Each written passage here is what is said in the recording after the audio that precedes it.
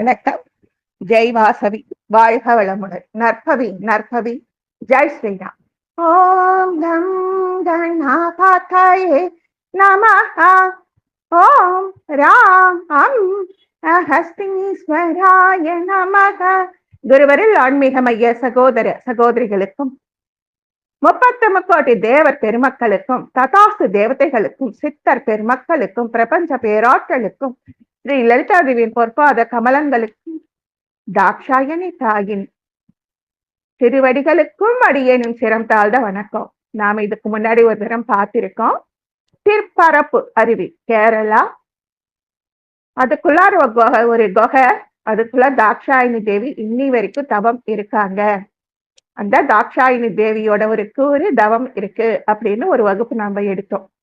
அன்னையிலிருந்து கேரளா பக்கமாத்தான் தட்சன் யாகம் நடத்தி இருப்பாரோ அப்படின்னு அடியன் கொஞ்சம் தேடுதலாவே இருந்தேன். இன்னைக்கு கேரளாவில் இருக்கிற கொட்டியூர் தாக்ஷாயணி அம்மன் கோவில், தட்சிண காசி, இதெல்லாம் பார்க்கறதுக்கு லலிதாதேவியோட கருணை கிடைச்சிருக்கு. 2 நாள்ல ஆடி பிறக்க போகுது. விஸ்வாவசு வருடம் ஆணி மாதம் 30ஆம் தேதி, சதுர்த்தி திதி, அவிட்ட நட்சத்திரம், சித்த யோகம். ஸ்ரீ சங்கடஹர சதுர்த்தி. சங்கரன் கோவில் ஸ்ரீ கோமதி அம்மன் புஷ்ப பாவாடை தரிசனம். திருத்தணி ஸ்ரீ முருகப்பெருமானுக்கு பாலாபிஷேகம், சுப முகூர்த்தம். அப்புறம் இன்னைக்கு திருப்பரங்குன்றத்துல கும்பாபிஷேகம். நிறைஞ்ச நாள், நல்ல நாள். இன்னைக்கு நாம அக்கரை கொட்டி தாக்ஷாயணி தேவிய பார்த்திடலாம். காலை தூக்கியே ஆட வருகிறார் கணபதி ராஜா. தை தை தை. காலை தூக்கியே ஆட வருகிறார் கணபதி ராஜா. தை தை தை. மத்தள மேளம் கொட்டது கை கை. நர்தனம் ஆடுவதி தாம் தித்தை. மோதக கரம் பாச அங்குஷம் எழுதும் தந்தம் ஆடிடவை. பாத கிங்கினி தத்தை சலங்கை சேர்ந்து ஆடுது தித்தாம் தித்தை. காலை தூக்கியே ஆட வருகிறார் கணபதி ராஜா. தை தை தை. மத்தள மேளம் கொட்டது கை கை. நர்தனம் ஆடுவதி தாம் தித்தை. சக்தி ஆடுவார், சிவனும் ஆடுவார், நந்தியும் ஆடிட சபா சபா. நாரதர் ஆடிட பூத கணங்களும் சேர்ந்து ஆடுது தித்தாம் தித்தை. அண்டம் ஆடுது, அகிலம் ஆடுது, தக்கதிமி தக்கதிமி. தை தை தை. சந்திர சூரிய நட்சத்திர கோள்களும் சேர்ந்து ஆடுது தித்தாம் தித்தை. தித்தாம் தித்தை, தித்தாம் தித்தை. இன்னைக்கு நம்ம கொட்டியூர் எங்க இருக்கு? கேரளாவுல இருக்கிற இந்த கொட்டியூரை இன்னைக்கு நாம பார்க்க கொஞ்சம் புண்ணியம் பண்ணி இருக்கணும். அப்புறம் இன்னைக்கு ரொம்ப முக்கியமான ஒரு விஷயத்தை நாம உங்களோட பகிர்ந்துக்கணும்னு நான் விரும்புறேன். எல்லாரும் சொல்றா பேய், நம்முடைய இந்தியா, பாரத, நம்ம தமிழ் நாடு, இதுல பிறக்க நம்ம ரொம்ப ரொம்ப ரொம்ப ரொம்ப புண்ணியம் பண்ணிருக்கணும். ஏன்னா அவ்வளவு சிறப்பான ஒரு புண்ணிய பூமி இந்த கேரள மாநிலத்துல தட்சன் யாகம் செய்ததாக சொல்லப்படும் ஸ்தலம் அக்கரை கொட்டியூர் திருத்தலம். அவங்க ரொம்ப இயல்பாதான் ஊருக்கெல்லாம் பேர் வைப்பாங்க. சும்மா இந்த பக்கத்துல இருந்து அந்த கரையை பார்த்ததுனால அந்த தலம் தெரிஞ்சுதான். அதனால அக்கரை கொட்டியூர். கண்ணனூர் மாவட்டம். இங்குள்ள கொட்டியூர் மகாதேவர் கோவில் ஒரு வருஷத்துக்கு 27 அல்லது 28 நாட்கள் தாங்க திறந்திருக்கும். இது ஒரு கேள்விப்படாத ஒரு விஷயம். அதுக்காக தான் இன்னைக்கு வகுப்புக்கு இதை முக்கியமா எடுத்துக்கிட்டேன். பார்வதி தேவியோட தந்தையான தக்ஷன் சிவபெருமானை அழைக்காமல் யாகம் செய்தார். இதனால கோபமடைந்த சிவன் பார்வதிய போகக்கூடாதுன்னு சொன்னார். பெண்களுக்கு ஒரு பிடிவாதம் இருக்கும். அந்த அம்மா வீட்டு ஜனங்களை பார்க்கணும், கொஞ்சம் அன்பா போயிடுச்சு. படக்கூடாத அவமானம், தாங்க முடியாத வேதனை, தன்னைத்தானே அக்னியில தியாகம் பண்ணிடுச்சு.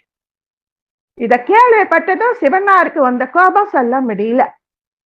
தன்னுடைய ஜடா முடியல அவிட்டு அப்படி விடுறார். ஐயனார், வீரபத்ரன், முனீஸ்வரன் சொல்லி படை பட்டாளங்கள் கிளம்பி போகுது. பார்வதி தேவி அப்படியே நின்ன நிலையா நிக்கிறாங்க. எல்லாரும் போய் அழறாங்க. எங்களால தானே உங்களுக்கு இப்படி ஆயிடுச்சு தாயே, நாங்க உங்களை தடுத்திருக்கணும், இப்படி புகுந்துட்டீங்களேன்னு எல்லாரும் ஆடுறாங்க. எல்லாரும் எல்லாரையும் வீரபத்ரர் வந்து தவிச்சிட்டார். பார்வதி தேவியை தூக்கி தோல்ல போட்டுக்கிட்டு சிவபெருமான் முல்லோகம் குழுங்க ஆடுறாரு. அப்போ மதுசூதனான மகாவிஷ்ணு சக்கராயுதத்தால சேதிக்கிறாரு. அது 51 சக்தி பீடங்களா ஆச்சு. அந்த 51 சக்தி பீடங்களுக்கு மூல ஸ்தானம் அக்கரை கொட்டியூர். அங்கதான் இந்த தட்ச யாகம் நடந்ததாம். எதுக்காக 28 நாட்கள் மட்டும் திறக்கிறாங்க? இப்ப நம்ம வடக்கு பக்கமா நர்மதா, அதாவது ஆந்திராவுல நர்மதா, வடக்குல காசி கயாவுல இருக்கிற பிரயாக்ராஜ், அப்புறம் பிரம்மன் கோவில் இருக்கிற புஷ்கர், இதுக்கெல்லாம் வந்து புஷ்கரம்னு ஒண்ணு கொண்டாடுவாங்க. 12 வருஷத்துக்கு ஒருத்தர் புஷ்கரம் வரும். கும்பகோணத்துல மகாமகம்னு தமிழ் அழகா சொல்லுவாங்க. எப்ப பாரு வருஷத்துல எங்கேயாவது ஒரு புஷ்கரமோ மகாமகமோ நடந்துகிட்டே இருக்கும். அந்த மாதிரி 28 நாட்கள் இங்க பிரயாக்ராஜ் நடக்குதாங்க. என்ன ஒரு அற்புதம் பாருங்க. கேரளாக்காரங்களுக்கு தாட்சாயினி தேவின்னு அங்கேயே இருக்காங்க. அந்த 40 வருஷத்துக்கு முன்னாடி கூட அவங்களுக்கு வழிபாடு நடந்திருக்கு. அவங்க கோபம் இன்னும் தனியில. பொண்ணுன்னா பொறுமை, பூமாதேவி சீதா மாதான்னு சொல்லறோம். ஆனா பார்வதி இல்லையா? 40 வருஷத்துக்கு முன்னாடி நித்திய பூஜை செய்ய போன 4-5 அர்ச்சகர்கள் 3 நாளாகி வெளியில வரல. ஊர்க்காரங்கெல்லாம் போய் திருப்பரப்பு அருவிக்குள்ளார இருக்கிற குகைக்கு போய் பாக்குறாங்க. உள்ள இருந்து வினோதமான சத்தங்கள் வருது. இவங்க குரல் கொடுக்குறாங்க. பயங்கரமான அதிர்வலைகள் தான் வருது. ஆட்களோட சத்தம் வரல. பயந்து போய் செவர் வச்சு மூடிட்டாங்க. 40 வருஷமா அந்த சுவத்துக்குள்ளார அந்த அம்மா அக்னி பிளம்பா உட்கார்ந்துட்டு இருக்காங்க. அந்த சதி மாதா தீக்குளிச்ச இடம் அக்கறை கொட்டியூர். தக்ஷனை தண்டித்த ஸ்தலம். இதுவும் சொல்றாங்க. திருப்பரியலூர். அஷ்டவீரட்டான தலங்கள்ல திருப்பரியலூர் சொல்றாங்க. தட்ச பிரஜாபதினா யாரு? மழலை செல்வங்களை ஈண்டெடுக்க கூடியவர், வம்ச விருத்தியை தரக்கூடியவர். இப்போ ஒரு நாடு இருந்தா அதுக்கு பிரஜம் அப்படின்னு ஒருத்தர் வேணும். அந்த பிரஜாபதி யாரு? பிரம்மனோட மானச புத்திரரான தக்ஷ பிரஜாபதி. இந்த மாதிரி இருந்த முதல் மரியாதை தராத ஆணவத்தோட நடந்த அந்த தட்சனை வீரபத்ரன் தலையை கீழே எரிஞ்சிட்ட சிவாம்சம். அதுக்கப்புறம் பிரக்ஷுதி அப்படிங்கிற தக்ஷனோட மனைவி வந்து அழுது கும்பிட, அறிவற்ற ஆட அம்மாவன் புருஷே அப்படின்னு சொல்லி ஆட்டு தலையை சிவன் வைக்க, அதனால இன்னைக்கும் சொல்லுவாங்க செம்மறி ஆட்டு கூட்டம் அப்படிப்பாங்க. அறிவில்லாம யார் என்ன சொன்னாலும் அவங்க பின்னாடியே போயிடுவாங்க. நன்மை தீமைகளை யோசிக்க மாட்டாங்க. அதுக்கப்புறம் பிரஜாபதியோட ஆணவம் அடங்கின ஸ்தலம் திருப்பரியலூர். அப்புறம் இந்த இடம்னு சொல்றாங்க. திருப்பரியலூர்ல தட்சனோட ஆணவத்தை, அவருடைய பிரஜாபதி தத்துவத்தை பறித்த தலமா, அதனால திருப்பரியலூர். அக்கரை கொட்டியூர்ல தட்சனின் ஆணவத்தை அடக்க தலையை கொய்த தலம், அதனால் கொட்டியூர். திருப்பரியூர்ல என்ன விசேஷம்? நவகிரக சன்னதி கிடையாது. ஏன்னா அன்னைக்கு நவகிரகங்களும் அந்த தட்ச சூய யாகத்துல கலந்துக்கு போச்சு. அர்த்த ஜாமத்துல பைரவருக்கு பூஜை. எப்படி நம்ம சீர்காழி சட்டைநாதருக்கு சிறப்போ அப்படி ஒரு சிறப்பாங்க. அங்க இருக்கிற தட்ச புரீஸ்வரின் காலடியில் தட்சன் வீழ்ந்து கிடக்கும் காட்சி மிகவும் அற்புதமா இருக்குமா. அருணகிரிநாதரால திருப்புகள் பாடப்பெற்றது. 5 நிலை ராஜகோபுரம், அலங்கார வாசல் இருக்கு. கொடிமரம் இல்ல. நந்தி பலிபீட்டம் இருக்கு. கொடிமரம் விநாயகர் இருக்காரு, கொடிமரம் இல்ல. உள்ள பிரகாரத்துல விநாயகர், விஸ்வநாதர், பைரவர், சூரியன் சன்னதிங்க இருக்கு. கோஷ்ட மூர்த்தங்களாக துர்கை, பிரம்மா, லிங்கோத்பவர், தட்சிணாமூர்த்தி, நர்தன விநாயகர் ஆகிய மூர்த்தங்கள் இருக்காங்க. கோஷ்ட மூர்த்தங்கள்னா கருவறை உள்ள சுவாமி இருப்பார். கருவறை சுவற்றின் வெளிப்புற சுவர் இருக்கு பாத்தீங்களா? எல்லா சிவன் கோயிலுக்கு போனாலும் நமக்கு தெரியும். துர்கை இருப்பாங்க, சண்டிகேஸ்வரருக்கு தனி மாடம் இருக்கும், பிரம்மா இருப்பாங்க, லிங்கோத்பவர் இருப்பாங்க, தட்சிணாமூர்த்தி இருப்பாங்க. அது மாதிரி எல்லாம் இருப்பாங்க. ஆனா நவ கிரகங்களுக்கு அங்க தரிசனம் கிடையாது, அவங்களுக்கு ஸ்தானம் கிடையாது. அம்பாள் சன்னதி இருக்கு. இறைவனுக்கு தயிர் சாதம் சுத்த அன்னமே நைவேத்தியம். சிவன் ஸ்வயம்பு மூர்த்தியம். அட்டவீரத்தான தலங்களில் 4வது தலம். மயிலாடுதுறை செம்பொன்னார் கோவிலை அடுத்து பரசலூரில் இந்த தலம் அமைந்துள்ளது. கொட்டியூரில் தலை கொய்தார். திருப்பரியலூரில் அவனுடைய பிரஜாபதி தத்துவத்தை பறித்தார். அதனால கொட்டியூர் தட்சசூய யாகம் நடத்தி தாட்சாயணி தேவி அர்ப்பணித்துக் கொண்ட தலம். திருப்பரியலூர்ல பிரஜாபதி தத்துவத்தை பறித்து கொண்ட தலம். தக்ஷன் என்றால் திறமையானவன். புராணங்களில் தக்ஷ பிரஜாபதி என்று குறிப்பிடப்படும் ஒரு கதாபாத்திரம் பார்வதி தேவியின் தந்தை, சிவபெருமானுக்கு பெண் கொடுத்த மாமனார், பிரம்மாவின் மானச புத்திரர். இந்த மாதிரி நிறைய பேரு இவங்களுக்கு சொல்றாங்க. வல்லுனர் பெரிய ஒரு நம்ம ராவணன் எப்படி ஒரு தச கண்டனோ அது மாதிரி தக்ஷன் ஒரு சிறப்பு. எல்லாருக்குமே ஒண்ணு தெரிஞ்சுக்கணும், கடவுளை மிஞ்சி யாருமே கிடையாது. கடவுள் நினைச்சாதான் நம்ம இந்த இடத்துல உட்காரலாம், பேசலாம், கேட்கலாம், படிக்கலாம். எல்லாமே அவன் அருளால் தான் அவன் தாள வணங்க முடியும். அதை மறந்ததுனால தசகண்டன் வீழ்தான் தட்ச பிரஜாபதி தலையில் அண்ணம். இந்த தட்ச பிரஜாபதி அம்சம் ஆடு முகம். இதிகாச புராணத்துல பிரஜாபதி மானசபுத்திரான்னு சொல்றாங்க. ரிக்வேதம், பிரமாணங்கள், தைத்திரிய சம்ஹிதை, ராமாயண, மகாபாரதத்தை இவர் கற்று தேர்ந்திருக்கிறார். பெற்றோர் வேதம், அதிதி. ஆமா, தேவர்களுக்கெல்லாம் அதிதி தான் தாய். திதி அசுர மாதா. கட்ச பிரஜாபதி காஷ்யபர்னு சொல்றவே அவருடைய 33 மனைவிகள்ல அதிதி தேவர்களின் தாய், திதி ராட்சசர்களின் தாய். இதிகாச புராணம் இவர் நல்லா படிச்சிருக்காரா. மனைவி பிரசுதி மற்றும் அச்சிக்னி. இதிகாச புராணத்துல இவருக்கு நிறைய குழந்தைங்களை அதாவது இவர் உற்பத்தி பண்ணிக்கிட்டே இருந்ததுனால இவருக்கு வலது கை, இறைவனின் வலது கை, வல்லுனன். பிரஜைகளை உற்பத்தி செய்வதில், உலகை நிறைய செய்வதில் வல்லுனன் அப்படின்னு பட்டம் கொடுத்திருக்காங்க. இவருக்கு ஸ்வாகா அக்னி பகவானோட மனைவி, கியாதி, சதி, அதிதி, திதி, தனு, கத்ரு நம்ம நாகங்களின் தாய், வினதா கருடர்களின் அதாவது பறவைகளின் தாய், ரோகிணி, ரேவதி, ரதி. ரோகிணி யாரு? நம்ம சந்திரனை மணந்த 27 மனைவிகள்ல ரோகிணி, ரேவதி. ரதி மன்மதனின் மனைவி. இப்படி நிறைய 27 பெண் குழந்தைகளும் நிறைய ஆண் குழந்தைகளும், மேலும் மேலும் மேலும் இவர் பல குழந்தைகளின் தந்தை, பல்வேறு உயிரினங்களின் மூதாதையர்களாக மாறினார். ஒரு பிரஜாபதினா இந்த மாதிரி ரூபமுள்ள மானுட தேவ இப்படி மட்டும் இல்லையா, பறவைகளின் தந்தையாகவும் இருந்திருக்கிறார். ஏன்னா அந்தந்த இச்சா ரூபம் இவரால் எடுக்க முடியுமா. பறவைகள், விலங்குகள், நீர்வாழ் உயிரினங்கள், மரங்கள், செடிகள், கொடிகள் எல்லாத்துக்கும் வித்தா இவர் இருந்திருக்கார். அவ்வளவு ஒரு சிறந்த ஒரு ஒரு சாம்ராஜ்யத்தை உருவாக்கக்கூடிய அளவுக்கு இவர் இருந்திருக்கார். பிரம்மாவோட வலது மற்றும் இடது கட்டை விரல்களில் இருந்து இவர் தோன்றினார் அப்படிங்கிறாங்க.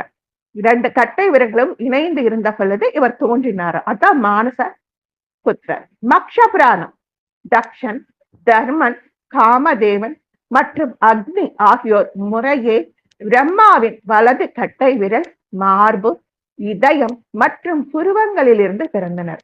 பாகவத புராணம் என்ன சொல்லுது? தக்ஷன் 2 முறை பிறந்தார். முதலில் பிரம்மாவின் மானச புத்திரனாக, மனோகுமாரனாக பிறந்தார்.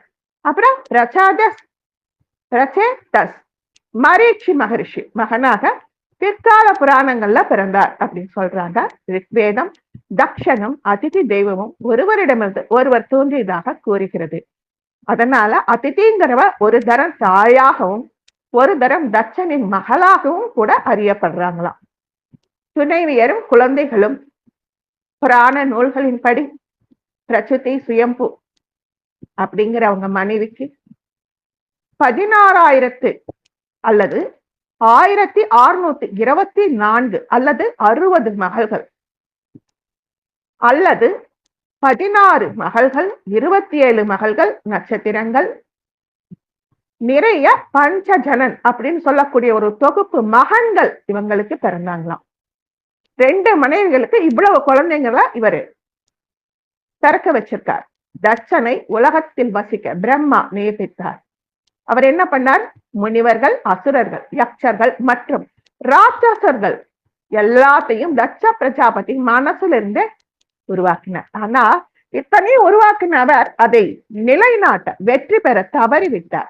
இந்திய மலைகளில் வெற்றிகரமான தவத்துக்கு பிறகு கடவுள் விஷ்ணு அசிக்னியை அவருடைய மனைவியாக வழங்கி, இவளையும் இனிமே நீ பிரஜைகளை உற்பத்தி பண்ண பயன்படுத்திக்கோ அப்படின்னு கொடுத்தாங்களாம். ஏன்னா ஒரு மனைவி மூலமாக பிரசித்தி மூலமாகவே வம்சவிருத்தி பண்ண முடியலன்னு ஒரு தவம் இருந்தாரா. அதனால அசிக்னி அப்படிங்கிற மனைவியை அவர் கொடுத்தாங்களாம். அசிக்னி முதலில் 5000 மகன்களை பெற்றார். அவர்கள் அவர்கள் பூமியை நிரப்புவதில் ஆர்வமாக இருந்தனர். ஆனால் நாரதரின் ஆலோசனையின் பேரில் உலக விவகாரங்களை கண்டறிய தொடங்கினர். அதற்கு பதிலாக திரும்பி வரவே இல்லை. நாரதர் மேல தட்ச பிரஜாபதிக்கு கோபம் வந்துருச்சு. நாரதர் தட்சனுக்கு தம்பி முறை, நீ நான் வம்ச விருத்திக்கு கடவுளோட செயலுக்கு கட்டுப்பட்டு தானே இந்த 5000 குமாரர்களை பூமிக்கு அனுப்பினேன். நீ அவங்கள தவம் இருந்து ஆத்ம விசாரத்துக்கு அனுப்பிட்டேன்னு கோவப்படுத்துற. அதுக்கப்புறம் மறுபடியும் அசிக்னி மீண்டும் 1000 மகன்களை பெற்றெடுத்தார். அவங்க அதே நாரதரால் உலக இன்பம் நிலையானதில்லைன்னு சொல்லப்பட்டு மறுபடியும் அவர் தவம் பண்ண போயிட்டாங்க. முதல்ல 5000 பசங்க, அவங்களும் தவம் பண்ண போயிட்டாங்க. அதுக்கப்புறம் 1000 பசங்க, அதுக்கப்புறமும் அவங்களை தவத்துக்கு அனுப்பிட்டாங்க நம்ம நாரதர். அதனால தட்ச பிரஜாபதி நாரதருக்கு சாபம் கொடுத்தார். தம்பிதானே, நீ எப்படி என் குழந்தைங்களை எனக்கு உபயோகம் இல்லாம எனக்கு அடுத்து வம்ச விருத்தி செய்ய முடியாம பண்ணினியோ, உனக்குன்னு ஒரு நிலையான இடம் இருக்காதுன்னா இருந்தா அலைஞ்சு திரிஞ்சுக்கிட்டே கெட. தட்சனின் மகள்கள் பட்டியல் நிறைய நம்ம சொல்றோமில்ல, 27 நட்சத்திர குமாரிகள். மருவதி, வாசு, ஜாமேலம், பாபா, நுவுட், ஜாசங்கல், மகூரத், சத்யா, விஸ்வா, 10 மகள்கள். தர்மத்தின் கடவுளான தர்ம தேவரை மணக்க மகள்களை பெற்றெடுத்து இவர் தான் கொடுத்தாரு. அதிதி, திதி, தனு, அரிஷ்டா, சுரசா, சுரபி, வினதா, தம்ரா, குரோதவாசா, இரா, கத்ருவா, விஸ்வா முனி கஷ்யப மகரிஷிக்கு கொடுத்தாரு. அஸ்வினி, பரணி, கிருத்திகா, ரோகிணி, மிருகசிரா, தாரகா அல்லது ஆருத்ரா, புனர்வசு, புஷ்யா, ஆஸ்லேகா, ஜனகா, மகா, பல்குதி, உத்தர பல்குனி, ஹஸ்தா, சித்ரா, சுவாதி, விஷாகா, ஜேஷ்டா, விஷாகா, உத்தராசாதா, ஸ்ரோனா அல்லது ஸ்ரவணம், நம்ம திருவோணத்தை சொல்றாங்க. தனிஷ்டா அல்லது சதபிக்ஷா, கேட்ட நட்சத்திரத்தை தனிஷ்டா அல்லது சதபிக்ஷான்னு சொல்லுவாங்க. அபிஜித் அல்லது பிரச்சேதஸ், பூர்வபத்ர பாத்தா, உத்தரபாத்திர பாத்தா, அது பூர்வபத்ராங்கிறது உத்திரதி, ரேவதி இது சொல்றது ரேவதி. இத 27 பொண்ணுங்களை சந்திரனுக்கு கொடுத்தார். தாவரங்களின் கடவுளான சந்திராவை மணந்தனர். 4 பேர் அரிஷ்ட நேமி முனிவரை மணந்தனர். 2 பேர் பகபுத்திர முனிவரை மணந்தனர். திருமணமான முனிவர் ஆங்கரஸ் 2 பேர் இவங்க கிட்ட பெண் கேட்டு மணந்தனர். பிரச்சோதியிலிருந்து தட்சனுக்கு பிறந்த மகள்களின் எண்ணிக்கை விஷ்ணு புராணத்தில், லிங்க புராணத்தில், பத்ம புராணத்தில் 60க்கும் மேற்பட்ட மகள்களை பட்டியல் கொடுக்கிறார். பிரச்சோதியின் அனைத்து மகள்களும் மனம் மற்றும் உடலின் நற்பண்புகளை குறிக்கின்றன. நம்முடைய தேகத்துல மகாலட்சுமி எங்கெங்க வசிக்கிறான்னு ஸ்கந்த புராணத்துல வரும். அது மாதிரி பத்ம புராணத்தின் படியும் விஷ்ணு புராணத்தின் படியும் இத சொல்றாங்களா அவங்க. ஸ்ரத்தா, லக்ஷ்மி, திருஷ்டி, துஷ்டி, புஷ்டி, மேதா, கிரியா. மேதான்னா அறிவு, கிரியான்னா செயல், புத்தி, லக்ஜா. லக்ஜா அப்படின்னா நாணம், வப்பு, சாந்தி, சித்தி மற்றும் கீர்த்தி நம்ம கணபதியோட மனைவிகள். இவங்க தர்மதேவனை மணந்தாங்களா. கியாதி பிருகு மகரிஷியை மணந்தாங்களா. சம்பூதிங்கிறவங்க மரீட்சியை மணந்தாங்களா. ஸ்மிருதி ஆங்கிருஷ மகரிஷியை மணந்தாங்களா. பிரித்தி புலஸ்திய முனிவரை மணந்தார். இவங்க புலஸ்தி முனிவர் தாங்க ஹரிச்சந்திர வம்சம். இந்த ஹரிச்சந்திர வம்சம் தாங்க ரகு வம்சம் சொல்லக்கூடிய நம்ம ராமரின் வம்சம். ஷமா அப்படிங்கிற பெண் புலகா முனிவரை மணந்தார். சன்னதி கிரத்து முனிவரை மணந்தார். அனசூயா அத்ரியை மணந்தார். ஆனா இந்த அத்ரி அனசூயா தான் உலகத்துக்கே இன்னி வரைக்கும் உலகத்துக்கே இவங்கதான் தாய். பிரம்மா விஷ்ணு சிவனுக்கே அத்ரியும் அனுசூயாவும் தான் தாய். அதனாலதான் பிரம்மன் விஷ்ணு சிவன் அம்சங்களான தத்த பிரபுவான தத்தாத்திரேயரை இவங்க மானசீகமாக பெற்று எடுக்க முடிந்தது. அதனாலதான் இன்னி வரைக்கும் சதிபதி அப்படின்னா ஆத்ரி அனசூயா அப்படிங்கிறாங்க. ஊர்ஜர் அப்படிங்கிறாங்க வசிஷ்ட மகர்ஷி, ஸ்வாகா நெருப்பு கடவுளான அக்னி, ஸ்வதா வித்ரு வகுப்பை சேர்ந்த கவியை, சதி சிவனை மணந்தார். இந்த மகள்களுடன் காதல் தெய்வமான ரதியும் தட்சனின் சந்ததியாக கருதப்பட்டு பிரம்மாவால் காதல் கடவுளான மதோன்மத்தனான மன்மதன் படைக்கப்பட்டு ஒரு மனைவியை கொடுக்க பிறகு தட்சனின் வேர்வையிலிருந்து இன்னும் குழந்தைங்க தோன்றினதாக சிவபிராணமும் காளிகா பிராணமும் சொல்லுது. தக்ஷ பிரஜாபத்துக்கு 27 பெண்ணுங்களை கொடுத்தாச்சு. ஆனாலும் அவன் ரோகிணி கிட்ட மட்டும் அன்பா இருக்கான். இவனை என்ன பண்றதுன்னு எல்லா குழந்தைங்களும் அப்பா கிட்ட வந்து அழுது, நான் அவனை சபிக்கிறேன்னு கிளம்புறாரு. வேண்டாம்ப்பா, நீங்க சபிச்சீங்கன்னா 27 பெண்களோட வாழ்க்கை பாதிக்கப்படும் அப்படின்னு சொல்றாங்க. இவனை எப்படியாவது சபிச்சாகணுமே அப்படின்னு தட்ச பிரஜாபதி யோசிக்கிறார். நம்ம அழகான நர்தன கணபதி, ஒரு கணபதி ஆவணி மாதம் வருகிற சதுர்த்தி கணபதி எல்லா வீடுகளுக்கும் போய் கழுக்கட்டை பரமானம் உன்றாலும் சொல்லக்கூடிய குட்டி குட்டி மோதகங்கள் சுண்டல் பாயாசம் எல்லாம் சாப்பிட்டுட்டு நடக்க முடியல அவராலேயே நடக்க முடியல. அவரை சமந்துக்கிட்டு எப்படி நம்ம மூஷிக்கம் நடக்கும்? அது கதறுது, என்னால முடியல, எப்படியாவது தப்பிச்சுக்கணும். இவங்க இப்படி போறத பார்த்து மேல இருந்த சந்திரன் சிரிச்சிட்டானா. நம்ம மகா கணபதி சுத்தி சுத்தி பாக்குறார். செடி நீ சிரிச்சியா? நான் சிரிக்கல. மரமே நீ சிரிச்சியா? நான் சிரிக்கல. அங்க இருக்கிற ஜீவராசிகள் அத்தனை பேரையும் சுத்தி சுத்தி கேட்கிறாரு. மறுபடியும் சந்திரன் வந்து ஆகாசுல இருந்து அழகா பொழிவா வெள்ளை வெள்ளைன்னு பால் வண்ணத்தோட கிரீட்ட மகுடத்தோட அவன் மறுபடியும் சிரிக்கிறான். மேல நிமிர்ந்து பாக்குறார். என்ன கணபதி, இப்படி ஒரு உருவத்தோட நீ தான் அப்படி போறியா? நான் தான் சிரிச்சேன். என்ன ஒரு கொழுப்பு! முதல் கடவுள் சிவபெருமான் சைவத்துக்கு கணாதிபதி. அதுவே பெருமாள் கோவில்களும் தும்பிக்கை ஆழ்வார். முதல் வணக்கம் எங்க முதல்வனுக்கு. சிரிச்சியா? உன்னோட அழகை பார்த்துதானே உன்னோட கர்வம். ஏண்டா என்னுடைய உருவம் இப்படி இருக்குன்னு பாத்தியே, என்னால இந்த உலகத்துக்கு என்ன நன்மை இருக்குன்னு உனக்கு பாத்தியா? இல்ல என்னமோ அடக்க முடியாம சிரிப்பு வந்துருச்சு. ஐம்புலனிலும் அடக்கம் வேணும், மனிதர்களுக்கு மட்டுமல்ல தேவர்களுக்கும். நீ சிரிச்சுட்டல, நீ தேஞ்சு போயிரு. ஆச்சு. எல்லா பொண்ணுங்களும் அழுதுகிட்டு தட்ச பிரஜாபதி கிட்ட ஓடி வராங்க. மகா கணபதி சபிச்சுட்டாரு, இப்ப உங்களுக்கு திருப்தியா? தட்சனிங்க பிரசூதி கோவிச்சுக்கிறார். இப்படி பண்ணிட்டீங்களே, நம்ம குழந்தைங்க அழறாங்களே.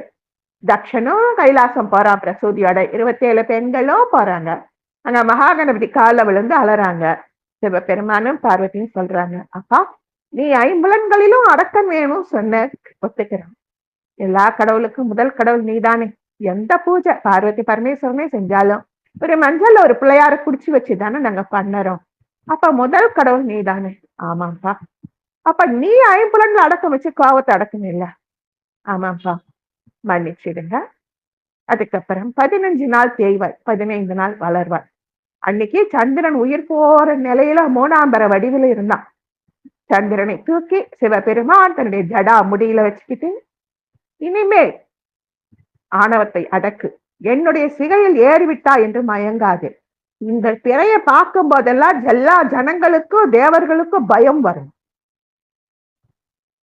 ஐம்புலனிலும் அடக்கம் இல்லைன்னா அப்படி தேர்ந்து போயிருவேன்னு வரணும். சந்திரன் விழுந்து வணங்கி வளர்த்திரையாய் வளரணும்னு வாய்ப்பு கொடுங்க. உன்னுடைய வாய்ப்பு நிறைவேறும். 15 நாள் தேய்வாய், 15 நாள் வளர்வாய். அந்த பௌர்ணமி அன்னைக்கு யார் உன்னை தெய்வங்களோட சம்பந்தப்படுத்தி பூஜிக்கிறாங்களோ அவங்களுக்கு முழு பலனையும் கொடுப்ப அப்படின்னு சந்திரனை சமாதானம் படுத்திட்டாங்க. எல்லா சகோதரிகளும் ரொம்ப சந்தோஷமா போறாங்க. இந்த மாதிரி சந்திரனுக்கும் ஆணவத்தையும் கண்மத்தையும் மாயையும் அளித்த கடல் தட்ச பிரஜாபதியின் மகள்கள் பிரசுத்தி, அச்சிக்னி. இவங்க மூலமாக பிறந்த மகன்கள் வாயிலாக தான் நாமெல்லாம் பிறந்திருக்கோம். நாமெல்லாம் ஒன்னும் அப்படியே ஆகாசத்துல இருந்து வரல. பிரம்மத்துக்கிட்ட இருந்து வந்த சிறு சிறு பிரம்மாக்கள் நாம தான். எல்லாருமே பிரம்மனோட மூலக்கூறுல இருந்து தான் வந்திருக்கோம். நமக்கும் ஆணவம் கண்மம் மாயை கூடாது, எனக்கு எல்லாம் தெரியும் அப்படிங்கிற கர்வம் கூடாது. நாம சக்கரமு லலிதாதேவிக்கு சமர்ப்பணம், அவங்க கடவுளுக்கு நாம ஒரு சமர்ப்பணம் பண்ணிக்கணும். எல்லாரும் சொல்றாங்க நாம அவங்க வந்துதான் கல்வி கற்றுக் கொடுத்தாங்க, இவங்க வந்துதான் கல்வி கற்றுக் கொடுத்துட்டாங்க. இன்னைக்கு அந்த காலத்திலேயே எண் கணக்கீட சித்தர்கள் வச்சிருக்காங்க. இன்னைக்கு லட்சம், கோடி, கோடிக்கு அப்புறம் மில்லியன், பில்லியன், ட்ரில்லியன், ஜில்லியன், இவ்வளவுதான் இருக்கு. இவ்வளவுதான் இருக்கு இன்னைய எண் கணக்கீடு. ஆனா அதையும் தாண்டி குபேரனோட நவநிதிகளை பற்றியும் கணக்கு கொடுத்திருக்காங்க. அதையும் பார்ப்போம். அப்புறம் இப்ப ஒண்ணு பெருசா சொல்லிட்டு வரேங்க, எல்லா வாட்ஸ்அப்லயும் இது வருதுங்க. AI, artificial intelligence. இந்த சிலைகள் எல்லாம் எழுந்து நடக்கிற அப்படி அந்த திரையில இறந்து போனவங்களை உயிரோட்டு எழுப்பி காமிக்கிற அப்படி இதையெல்லாம் வந்து இப்போ ஏஐ இன்டெலிஜென்ஸ், இத ஃபாரின்ல போய் படிச்சுட்டு வந்தேங்கிறாங்க. இதுக்கு யார் வித்தளித்தார்? நம்முடைய மதுரை எம்பதி, நம்முடைய சிவபெருமான் நடந்த தலம், சொக்கனு மீனாலும் உறையும் தலம். அங்க எல்லாம் வல்ல சித்தராக சிவபெருமான் வந்தார் இல்லையா? அப்போ எல்லா இடத்துலயும் அவர் சித்து பண்ணிட்டு இருந்தார் இல்லையா? அப்ப அங்க பாண்டிய மன்னன் வர்றான். என்ன கூப்பிட்டு அனுப்புனியா, வரமாட்டியா? நீ கோயிலுக்கு வரணும்னா நீ தான் வரணும். நீ என்ன கடவுளா? ஆமா. அப்படியா? நீ தான் கடவுளா? ஆமா. நீ கோயில் இருந்துட்டா நீ கடவுளா? உனக்கு எப்படி தோணுது பாண்டியா? சரி, நீங்க சொல்றதுக்கே நான் ஒத்துக்கிறேன். நீங்க தான் எல்லாத்தையும் படைச்சிங்களா? நீங்க தான் எல்லாத்தையும் பேச வச்சீங்களா? ஆமா. உன் முதுகுல இருக்கிற முதுகு தண்டு வரத்த கேளு. பெரம்படி பட்ட ஞாபகம் இருக்கா இல்லையா கேக்குற. ஓ, நீ அவ்வளவு தூரம் போயிட்டியா? நீ ஏதான் சிவன்னு சொல்லிக்கிறியா? ஆமா, உனக்கு தெரியலையா? சரி, நீதான் சிவன்னா உன் பக்கத்துல கல்யாணம் இருக்குல்ல? ஆமா, இது அஷ்டதிக் கஜங்களும் தேவேந்திரனால பூமா தேவிக்கு வரமாக வரப்பட்டவை. அந்த கதம்ப வனத்துல அந்த அஷ்டதிக் கஜங்களோடு எப்படி ஸ்ரீரங்க விமானம் மேலோகத்திலிருந்து வந்ததோ, என் பெருமான் மதுரை சொக்கனுக்கும் மீனாளுக்கும் அந்த கோவில் கதம்ப வனத்தில் அஷ்டதிக் கஜங்களுடன் அப்படியே இறங்கி வந்துச்சு. அந்த அஷ்டதிக் கஜங்களும் ஒண்ணு பக்கத்துல இருக்கு. இது யானை தானே? யானையே தான். அஷ்டதிக் கஜங்களும் ஒண்ணுதான். அங்க ஒரு கரும்பு வியாபாரி என்ன நடக்குதுன்னு பார்க்க வந்தார். அவர் கையில இருக்கிற கரும்பை வாங்கி சிவபெருமான் கையில கொடுத்து, இந்த யானைய கரும்பு திங்க வைங்க, நீ தானே கடவுள்னு சொல்லிக்கிற, இந்த யானைய கரும்பு திங்க வைங்க. இந்த கரும்பை வாங்கி கஜமே கரும்பொண்ணு எந்திரிச்ச யானை கரும்பை வாங்கி மடமடான்னு சாப்பிட்டுச்சு. எல்லாரும் பயந்து போயிட்டாங்க. டக்குன்னு மறுபடியும் உட்காந்துருச்சு. இன்னைக்கு எப்படி வாட்ஸ்அப்லயும் யூடியூப்லயும் சிலைகள் எழுந்து நடனமாடுது, இல்லாத மனிதர்களை எப்படி வெள்ளித்திரையில காட்ட முடியுது? இதுதாங்க ஆர்டிபிஷியல் இன்டெலிஜென்ட்லி. இதோட சரியான பொருள் எனக்கு அவ்வளவா தெரியல. ஆர்டிபிஷியல் இன்டெலிஜென்ஸ் நம்முடைய 6ஆம் அறிவுக்கு அப்பாற்பட்ட அறிவு அப்படின்னு எல்லாம் சொல்லிக்கிறாங்க. இந்த ஆர்டிபிஷியல் இன்டெலிஜென்ஸ் முதல்ல துவக்கி வச்சவர் நம்முடைய சிவபெருமான். யானைக்கு கரும்பு கொடுத்துங்க. இந்த கரும்பை சாப்பிட்டதும் இல்லாம அந்த யானை மன்னனின் முத்து மாலையையும் அபகரிச்சிருச்சான். அப்புறம் யானை மறுபடியும் தானே போய் உட்கார்ந்துருச்சான். இப்போ 2 நாள்ல ஆணி முடிஞ்சு போகுது. ஆணி முடிஞ்சிருச்சுன்னா ஆடி திறக்க போகுது. அதையும் கொஞ்சம் நேரம் இருந்தா பார்க்கலாம். இந்த கொட்டியூருக்கு பெயராக வடக்கேஸ்வரம் கோவில் அப்படின்னு பொது பெயரா இருந்ததாம். உள்ளூர் வாசிகளில் சிலர் கிராமத்திற்கு அருகில் உள்ள ஆற்றின் கரையில் இருப்பதால் கோவிலை இக்கரை கொட்டியூர் என்று அழைக்கின்றனர். அந்த கரையில இருக்கிறவங்க அக்கரை கொட்டியூர் அப்படின்னு அழைக்கிறாங்க. ஆற்றின் இந்த புறமும் அந்த புறமும் இருந்து சன்னதியை அவங்களால சேவிக்க முடியுதான். அதனால இக்கரை கொட்டியூர் அக்கரை கொட்டியூர் திரு செருமன சேத்திரம், திரு செருமான சேத்திரம். அவங்க எப்படியுமே தேவசம் போர்டு, பந்தலராஜா கோவிலு, இப்படிதான் ரொம்ப அவங்களுடைய பேர் வந்து வழக்கு தமிழ்ல தான் இருக்கும். அவங்க மலையாள பாஷையே ஒரு வித்தியாசமா தான் இருக்கும். அந்த திரு செருமன சேத்திரம் மலபார் தேசம். இந்த மாதிரி சொல்லக்கூடிய இந்த கொட்டியூர்ல 2 கோவில் இருக்கு. ஒண்ணு வாவலி ஆற்றின் மேற்கு கரை, மற்றொன்று வாவலி ஆற்றின் கிழக்கு கரை. கிழக்கு கரையில் உள்ள சன்னதியானது கிழக்கேஸ்வரம் அல்லது அக்கரை கொட்டியூர்.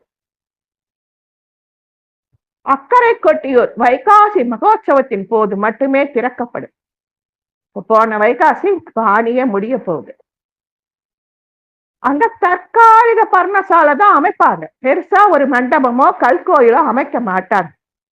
தற்காலிக பர்ணசாலை யாக்கசாலை அமைச்சு ஆற்றின் மேற்கு கரையில் உள்ள வடக்கேஸ்வரம் அல்லது இக்கரை கொட்டியூர்ங்கிற திரு செருமனை கோவில் அது மாதிரி ஒரு நிரந்தரமான கோவில் மாதிரி அந்த தற்காலிக மண்டபத்திலே எல்லாத்தையும் செய்வாங்களாம். கோவில்ங்கிறது சின்னதா இருக்கும், பெரிய பிரகாரங்கள் இருக்காது.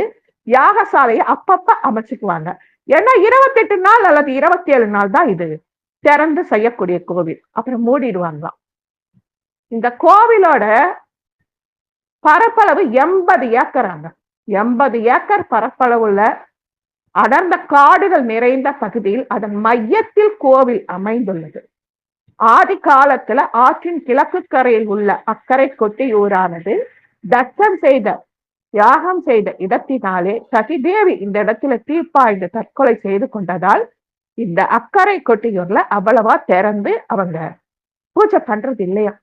இப்ப எப்படி நம்ம திருப்பரப்பு அருவிக்குள்ளார அம்மாவை சாந்தியா இருக்க சொல்லி கதவு போட்டுட்டாங்களோ அது மாதிரி யாகத்துல தாக்ஷாயணி உயிர் தியாகம் பண்ணினதுனால அந்த பிரளய அதிர்வலைகள் அங்க நிறைய இருக்கும். அதனால அங்க ஆத்துல நல்லா தண்ணி வரக்கூடிய அம்மனை சாந்தி பண்ணக்கூடிய அந்த சூழலை உருவாக்கி 27 மிஞ்சி பண்ண 28 நாள் அவங்களை நட்சத்திரம் பார்த்து தானே வைப்பாங்க. அவ்வளவுதான் அந்த கோவிலை கொண்டாடுவாங்க. பயம்பு லிங்கமா சிவபெருமான கண்டி இருந்தாங்க. அதுக்கப்புறம் ஒரு சின்ன கோவில் திரு செருமனை அப்படின்னு கட்டினாங்க. ஆனா பல நூற்றாண்டுகளாக இங்க யாத்திரை நடந்து வருது. அங்கேயும் பிரயாக்ராஜ்னு சொல்றாங்க. மும்மூர்த்திகளான பிரம்மா விஷ்ணு சிவன் ஆதி தெய்வம் பகவதி. நாம எப்படி ஆதி பராசக்தின்னு சொல்றோமோ அவங்க கொடுங்கல்லூர் பகவதி, சோட்டானிக்கரை பகவதி, செங்கம் பகவதி, நிறைய பகவதி தான் அவங்களுக்கு. ஆகியோரின் தெய்வீக இருப்பிட இன்னைக்கு அந்த சாநித்தியம். அவங்க சொல்றாங்க பரசுராம சேத்திரமே ஆசீர்வதிக்கப்பட்ட சேத்திரம், இது இன்னமும் ஆசீர்வதிக்கப்பட்ட சேத்திரம்னு அவங்க சொல்லிக்கிறாங்க. மிக மிக புனிதமான பழமையான கோவில் இந்த சதிதேவி கோயில்னு சொல்றாங்க. சதிதேவிக்கு இந்தியாவில் மிக குறைவான ஆலயங்கள் உள்ளன. அதுல முக்கியமானதும் தலைமையானதும் அக்கரை கொட்டியூர். இத்தனை நாள் நான் நினைச்சிட்டு இருந்தேன் வடக்க இருக்கிற காமாக்கியா கோவில், நரகாசுரன் வதம் பண்ணாங்கல்ல ரக்ஷோதிஷபுரம், அந்த காமாக்கியா பீட்டம் தான் இன்னைக்கும் சாம வேதத்தை தாண்டி அதர்வன வேதம் போதுபவர்களின் தலைமை பீடமாக இருக்கிறது. மந்திர தந்திர யந்திர இந்த மூணுக்கும் அங்கதான் அவங்களுக்கு சக்தி ஊட்டப்படுகிறது. எல்லா பெண்களையும் கொண்டு வந்தவன் பார்வதி தேவியை கொண்டு வர போகும் பொழுதுதான் நரகாசுரனை வராகி மாதா பார்வதி தேவியின் ஆజ్ఞைப்படி பிரத்யங்கிராவும் சூலினியும் அவங்கள அழைச்சாங்களாம். பார்வதி ஆதி பராசக்தியாக நின்று அழித்தாங்க. ஆனா அவன் வாங்கின வரம் தாயின் கையால் அவன் இறக்கணும். அதனால கிருஷ்ணரையும் சத்யபாமாவை வர சொல்லிட்டாங்க லலிதா தேவி. சத்யபாமை தான் யாருன்னு தெரியல, அவ பூமியின் மறு அம்சம். அவ வராக அவதாரம் எடுத்த வராக சுவாமி கையில பூமாதேவி. எல்லாரும் சொல்றாங்க கலிலியோ தான் பூமி பந்து உருண்டன்னு கண்டுபிடிச்சார். பல்லாயிரக்கணக்கான வருஷங்களாக தசாவதாரத்துல வராக சுவாமி 2 பற்களுக்கு இடையே பூமி பந்தா தானே நிக்குது. நம்ம இந்தியர்கள் நம்ம பிரார்த்தனை வல்லுநர்கள் கண்டுபிடிச்சு கொடுத்ததை நாம முதல்ல உணரணும், 4 பேருக்கு சொல்லணும், நம்முடைய வேதம் மறைகள் நிறையணும், நாம சொல்ல வார்த்தைகள் அதிர்வலைகளாக சித்தர்களின் ஆசை கிடைக்கணும், மறுபடியும் பாரதம் புனருத்தாரணம் பெறணும். அதுக்காகத்தான் இந்த மாதிரி வார்த்தைகளை நாங்க சொல்லணும். அப்போ பூமி தேவி திருமால் மேல வராக சுவாமி மேல காதல் கொள்ள வேண்டாம். அந்த கிரண்யன் அப்படிங்கிற அசுரனை அழிச்ச ஒரு அழுக்கு நிலையில இருக்கேன், இப்ப புத்திரன் ஜனிச்சா அது சரி வராது, நீங்க ஸ்ரீதேவிக்கு கொடுக்கிற மரியாதை எனக்கு கொடுக்கறது இல்ல. பூமாதேவி கோச்சுக்கிற. சரி உன் விருப்பம். நரகாசுரம் பிறந்தாச்சு, நரகத்துக்கே அவன் தான் அசுரன்.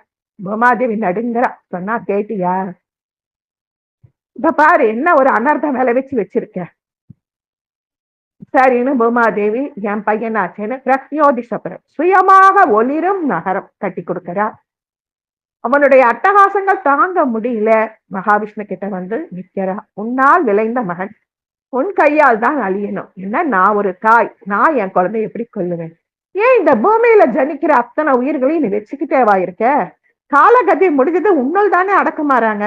ஆமா, ஆனா இது உங்களுக்கும் குழந்தை இல்லையா? சரி, நீயும் நானும் சேர்ந்து அழிச்சிடலாம். எப்போ? அதுக்கும் காலம் வரும். எப்போ? ரஞ்சனை அழித்தது கிருத்தயுகத்தின் திரேதாயுகத்துக்கு முன்னாடி, கிருத்தயுகத்தின் கடைசியில. துவாபர யுகம் வரைக்கும் அட்டகாசம் பண்றானா பாத்துக்கோங்க. ஆயிரக்கணக்கான மகளிர்களை கொண்டு வந்து சிறைப்பிடித்து பிரஜோதிஷபுரத்தை சுயமாக ஒளிர வைத்தார். அதுக்கப்புறம் அங்க கிருஷ்ணரும் சத்யபாமையும் வராங்க. கிருஷ்ணன் தன்னுடைய சக்கராயுதத்தை எடுக்கிறான். நரகாசுரன் சிரிக்கிறான். இத்தனை பெண்கள் என்னோட போராடி பார்த்துட்டாங்க, கிருஷ்ணா இவங்க மத்தியில நீ எதுக்கு? சத்யபாமா, என் புருஷனையாடா நீ கேலி பண்ண? தன்னுடைய ஆயுதம், பூமாதேவியோட சக்தி ஆயுதம் எடுத்தா விட்டா முழுந்துட்டான். அம்மான்னு அலறி விழறான். அப்பதான் அவளுக்கு அறிவு கண்ணு விழிக்குது. ஓடி போய் தூக்கி மடியில வச்சு என் மகனே என் மகனே என் மகனேங்கிறான். அப்போ பார்வதி வந்து, நல்லா பார்த்துக்கோ பூமாதேவி, லக்ஷ்மி, சரஸ்வதி, பார்வதி எல்லா தெய்வங்களும் தேவலோக மாதர்களும் அரம்பையர்களும் இங்க இருக்காங்களே, இத்தனை பேர்த்த இவன் புடிச்சிட்டு வந்து 1000 பேரை கல்யாணம் பண்ணுவேன்னு சொன்னானே, இது நியாயமா? சாப்பிட்டாமா. உனக்கு தாய்மை பண்பு அதிகம், பொறுமை. பூமாய் தேவி, நீதான் இவனை இந்த மாதிரி ஆனதுக்கு காரணம்னு நினைக்காம எங்களை எல்லாம் மன்னிக்கணும்னு கேக்குறாங்க. அதனால பூமாதேவியை என் கோபத்தை கட்டுப்படுத்திக்கிறேன் அப்படின்னு சொல்றாங்க.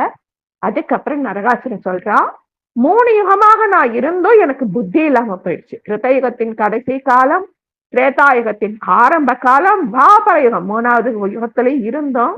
நான் வலிமையோடு இருக்கிறேன்னு நினைச்சேனே தவிர என்னால உன்னையும் சாதிக்க முடியலன்னு எனக்கு தெரியலம்மா. அதனால என்னுடைய இறந்த நாளை எல்லோரும் சந்தோஷமாக கொண்டாடணும். நீ பூமி தாய், நீ அழக்கூடாது, நீ சந்தோஷமா சரி. என்னுடைய இறந்த நாளை எல்லாரும் புத்தாடை அணிந்து பச்சன பலகாரங்கள் சாப்பிட்டு தீபங்களின் அலி வரிசையால் ஆராதிக்கணுமா. அதுதான் தீபாவளி. அதுக்கப்புறம் தான் நம்ம பட்டாசு கொளுத்தி மத்தாப்பு கொளுத்தி வான வேடிக்கை விட்டு எல்லாம் பண்ணிக்கணும். அந்த நரகாசுரனை அழிக்க அந்த காமாக்கியா பீட்டம் தான் சக்தி பீட்டங்களே ரொம்ப உயர்வு. ஆனா இந்த சக்தி பீட்டங்கள் உருவாக காரணமான கொட்டியூர் தாக்ஷாயணி தேவி தன்னை தியாகித்த தலம். இந்த கொட்டியூர் சக்தியில் மிக மிக பெரிய ஆலயமா அங்க கட்டி இருக்காங்களாம். சதி தேவிக்கு இந்தியாவில் இருக்கிற குறைவான ஸ்தலங்களில் அதிக அதிர்வலைகளை தரக்கூடியது கொட்டியூர்.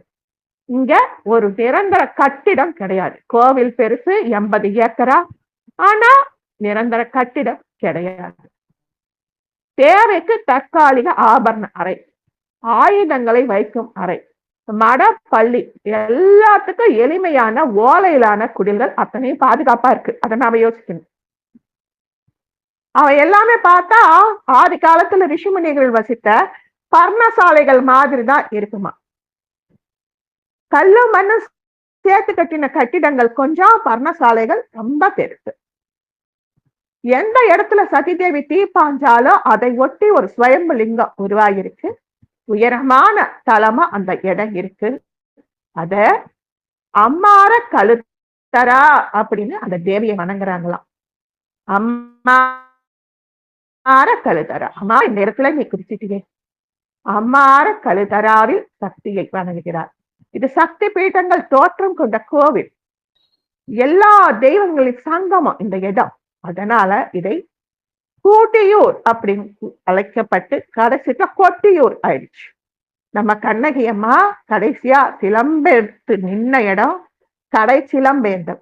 இன்னைக்கு அது கட்சி நேந்தல். அடிக்கடி இது அடியன்னு சொல்ல காரணம் இந்த மதுரகாளி நம்ம கண்ணகியோட அம்சம். கொட்டையூர் யாத்திரை போகணும்னா எல்லாத்தோட பங்களிப்பும் எல்லா ஜாதி சமூகமும் போறாங்களாம். இங்க இருக்கிற இந்த சமூகங்கள் ஒவ்வொரு ஆண்டும் 100 கிலோமீட்டருக்கும் அதிகமான தொலைவில் இருந்து மூலப்பொருட்களை ஒரு சடங்காக கொண்டு வருகின்றன. ஒவ்வொரு சமூகத்துக்கும் கோட்டயம் பழசிராஜான்னு சொல்ற பாருங்க, கேரளா, அந்த அரச குடும்பத்தினரால் குறிப்பிட்ட பணி ஒப்படைக்கப்பட்டு உள்ளது.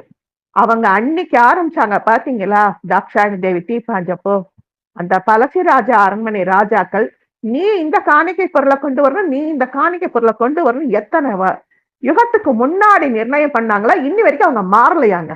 அதுதாங்க அவங்கள நம்ம பாராட்டணும். அவங்க காடு சோலை இதை காப்பாத்துறாங்க, நீர் வளத்தை காப்பாத்துறாங்க, ஆனா தொன்மையை கடைபிடிக்கிறாங்க. அதுதான் நாம அவங்களுக்கு அந்த உரிமையா அவங்க பெருமையா நினைக்கிறாங்களாம். பல நூற்றாண்டுகள் பழமையான பாரம்பரியப்படி நீ இந்த பூஜைக்கு, இந்த பர்ணசாலைக்கு, இந்த யாகத்துக்கு, இந்த நைவேத்தியத்துக்கு எதுக்கு புத்தாடை கொண்டு வருவாங்க, புத்தாடை, ஆயுதங்கள் கொண்டு வரவங்க ஆயுதங்கள், நெய் கொண்டு வருவாங்க நெய், பழங்கள், அரிசிகள் நம்மள மாதிரி இருக்காது, கேரளத்தரிசி எல்லாம் கொட்டை கொட்டையா தான் இருக்கும். அத்தனையும் குறிப்பிட்ட சமூக பாத்தியப்பட்டவங்க தான் கொண்டு போறாங்களாம். இன்னைக்கும் அதை அவங்க விட்டு கொடுக்காம இருக்காங்க. சைவ வைணவ சாக்த கௌமார ஜானாதிபத்திய எல்லா சன் மதங்களும் இணைஞ்சு இங்க பூஜை செய்யறாங்களாம். இதை அவங்க ரோஹிணி ஆராதனைன்னு சொல்லிக்கிறாங்களாம். வைசாக மகோத்சவத்தின் போது, நாம வைகாசின்னு சொல்றது, அவங்க வைசாகம் அப்படிங்கிறாங்க. அந்த மகா உற்சவத்தின் போது புனித சடங்குகளில் ஒன்றாக குருமத்தூர் அப்படிங்கிற பெயர்ல வைணவ குடும்பத்தின் தலைமையில சுயம்பு லிங்கத்துக்கு ஆலிங்கன புஷ்பாஞ்சலி நடத்துறாங்களாம். அங்க சுயம்பு லிங்கம் வந்தார் இல்லையா, பார்வதி தேவியோட துக்கம் தாங்காம அவங்களுக்கு புஷ்பாஞ்சலி பண்ணி, அன்பு மனைவி சதி தேவி எரிந்த சடலத்தை கண்டு ஆழ்ந்த துக்கத்தில் இருந்த போது அவரை சமாதானப்படுத்த மகாவிஷ்ணு புஷ்பங்களை அள்ளி அள்ளி சொரிஞ்சி ஆலிங்கனம் பண்ணிக்கிட்டாராம். மச்சான் இல்லையா, அதனால அத புஷ்பாஞ்சலி அப்படின்னு சொல்றாங்க. தட்சிண காசின்னு சொல்றாங்க. அங்க பிரயாக்ராஜ்னு சொல்லக்கூடிய இடத்துல ஜனங்கள், இந்த வீடியோ எல்லாம் நான் பார்த்தேன், அதெல்லாம் அங்க பகிர முடியல. அங்க நல்லா ஆத்துல குளிச்சு முங்கி புனித பொருட்களை சுத்தம் பண்ணி யார் யாருக்கு என்ன தேவையோ எல்லா ஜனங்களும் கொண்டு கொடுக்கறாங்க. இது அடர்ந்த காடுகளால் சூழப்பட்டு பாயும் ஆற்றின் மத்தியிலே அமைந்துள்ளது. அதாவது சுத்தியும் காடு, மத்தியில ஆறு. இங்க அவங்க அத கும்பமேளான்னு 12 வருஷத்துக்கு ஒரு தரம் செய்யறது இல்ல, வருஷத்துக்கு ஒரு தரம் 28 நாட்கள் செய்யறதுனால பிரயாக்ராஜ்னு சொல்லிக்கிறாங்க. கும்பமேளாங்கிறது நாம என்ன சொல்றோம், இது இந்த விழா பிரயாக்ராஜ் கேரளத்தில் நடக்கிறது. ஹரித்வார், உஜ்ஜயினி மற்றும் நாசிக் ஆகிய இடங்களில் 12 ஆண்டுகளுக்கு ஒரு முறை சுழற்சி முறையிலே நடைபெறுவதே கும்பமேளா. அந்த பக்தர்கள் என்ன பண்ணுவோம், அந்த நேரத்துல புனித நதியில நீராடி பாவங்கள் நீங்கி முக்தி அடைவோம். நம்பணும். நாம நம்பி செய்யற எல்லா வேலையும் நமக்கு நல்லதே தரும். நாம எல்லா கோயில்லையும் சிவனுக்கு முன்னாடி நந்தி எம்பெருமான் இருப்பார். சில கோவில்கள்ல நந்தி எம்பெருமான் தன்னுடைய நாக்கை வலது பக்க நாசி துவாரத்தை மூடிக்கொண்டும், சில கோவில்களில் நந்தி எம்பெருமான் இடப்பக்க நாசி துவாரத்தையும் நாக்கால மூடிக்கிட்டு இருப்பார். எதுக்காக?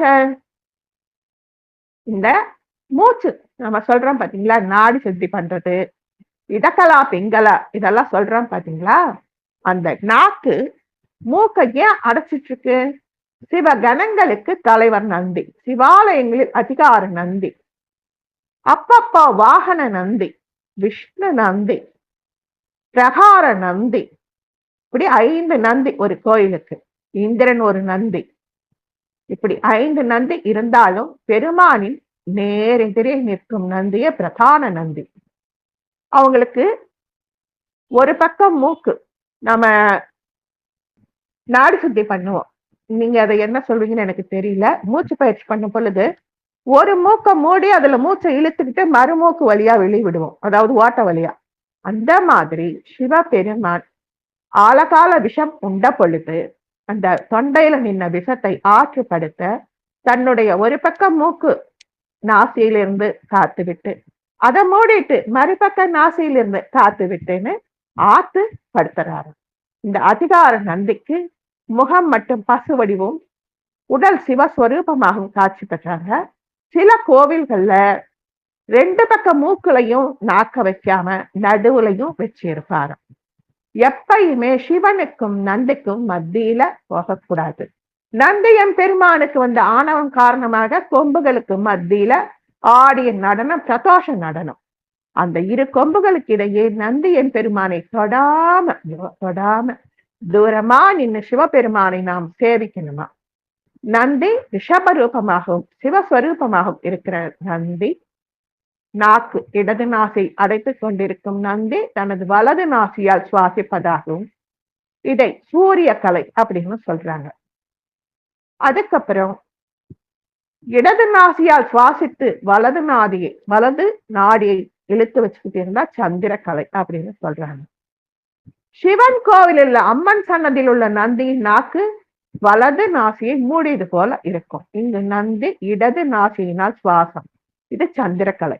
ஆணானவன் சூரிய கலை, பெண்ணானவள் சந்திரக்கலை.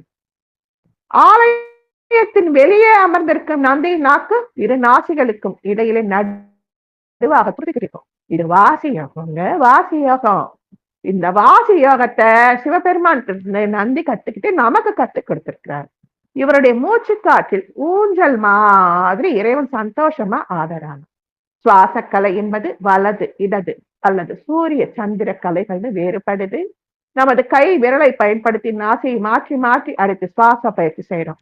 சம்டைம் நமக்கு சளி அதிகமாயிடுச்சுன்னா கபால பத்தி போட்டுட்டு அந்த சுவாசத்தை சரி பண்ணிக்கிட்டு தான் நம்ம சுவாச பயிற்சி பண்ணணும். அதையும் சொல்றாங்க.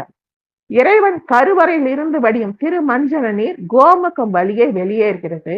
அந்த கல்லின் வடிவம் பசுவின் பின் பகுதியை போன்று அமைக்கப்பட்டிருப்பதால் அதை கோமுகம்னு சொல்றோம். கோமுகத்திலிருந்து வெளிவரும் அபிஷேக நீர் புனிதமாக கருதப்படுகிறது. பிரசாதமான அபிஷேக நீர், காப்பரிசி, திருநீர் போன்றவை நமக்கு மாசுகளை நீக்கும். நமக்கு மருந்தும் விருந்தும் 3 நாள் அப்படின்னு சொல்றாங்க. அதை பத்தி கொஞ்சம் நேரம் இருக்கு, இன்னைக்கு தெரியுது. ஞாயிறு, செவ்வாய், வியாழன் ஆகிய 3 சூரிய நாட்களும். திங்கள், புதன், வெள்ளி ஆகிய 3 சந்திர நாட்களும். சனி பொது நாள். சூரிய நாட்களில் மருந்து எடுத்துக்கணுமா, சந்திர நாட்களில் விருந்து உண்ணணுமா. பொது நாட்களில் நீராடலை எடுத்துக்கிட்டாங்களாம். பெத்தவங்களும் பெரியவங்களும் விருந்தும் மருந்தும் 3 நாள் அப்படின்னு சொன்ன காரணம் இதுதானா. அப்புறம் ரொம்ப முக்கியமா போன வாரத்திலிருந்து நான் கொடுக்கணும்னு நினைச்சது அந்த AI ஆர்டிபிஷியல் இன்டெலிஜென்ஸ். அப்புறம் எண் கணக்கீடு. நாம லட்சம் வரைக்கும் நமக்கே தெரியும். லட்சத்துக்கு அப்புறம் 100 லட்சம் சேர்ந்தா 1 கோடி. அந்த 1 கோடிக்கு அப்புறம் வர்றது 1 மில்லியன், 10 மில்லியன், 100 மில்லியன், அப்புறம் 1 பில்லியன். அதுக்கப்புறம் அந்த 100 பில்லியன் சேர்ந்தா 1 ட்ரில்லியன், 100 பில்லியன் சேர்ந்தா ஜிரில்லியன். இவ்வளவுதான் நமக்கு தெரியும்.